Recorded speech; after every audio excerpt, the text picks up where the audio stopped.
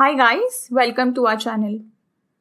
We know being in diabetic and pre-diabetic range and choosing the best foods can be tough.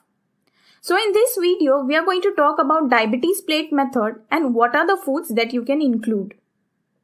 So in this diabetes plate method, you can create perfectly portioned meals with a healthy balance of vegetables, protein and carbohydrates without any counting, calculating, weighing or measuring them.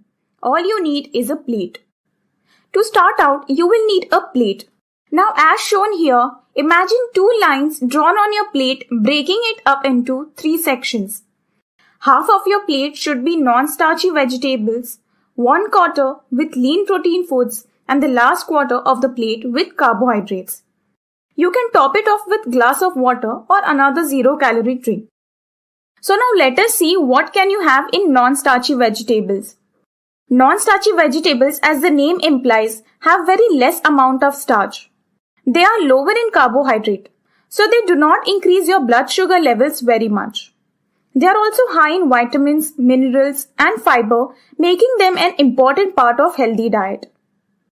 So now here is the list of common non-starchy vegetables: artichoke, asparagus, broccoli, beets, Brussels sprouts, carrots, cauliflower, cucumber, green beans and mushrooms. You can also include this non-starchy vegetables like cabbage, chayote, daikon, eggplant, fennel, gourds, greens like collard, kale, mustard, jicama, kohlrabi, okra, onions, pea pods, sugar snap, peppers, summer squash, tomato, turnips and water chestnuts. Now talking about the other quarter of your plate is lean proteins. Protein is one of the essential macronutrient. Our body uses protein to build, repair and maintain most of your body's tissues and organs. Proteins are also necessary for immune system function and help some additional physiological processes as well. Foods high in proteins such as fish, chicken, lean beef, soy products and cheese are all considered as protein foods. However, proteins from animal sources usually contain saturated fat.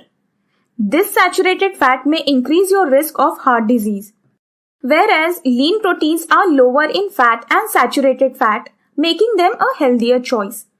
But you should also keep in mind that some plant-based protein foods like beans and legumes are also high in proteins. So here are some examples of lean proteins from animal sources: chicken, turkey, eggs, fish like salmon, cod, tuna, tilapia or swordfish, shellfish like shrimp, scallop, clams, mussels or lobster, lean beef cuts such as chuck, round, sirloin, flank or tenderloin, lean pork cuts such as tenderloin chop or tenderloin, lean deli meats, cheese and cottage cheese. Plant-based sources of proteins are beans, lentils, hummus and falafel, nuts and nut butters, edamame, tofu, tempeh, plant-based meat substitutes. Now talking about the last quarter, that is carbohydrate. Foods that are higher in carbohydrate include grains, starchy vegetables, beans and legumes, fruit, yogurt and milk. These foods have the greatest effect on blood sugar. So limiting your portion of carbohydrate foods to 1/4 of your plate can help keep blood sugars from rising too high after meals. Now let us see what are some examples of carbohydrate foods.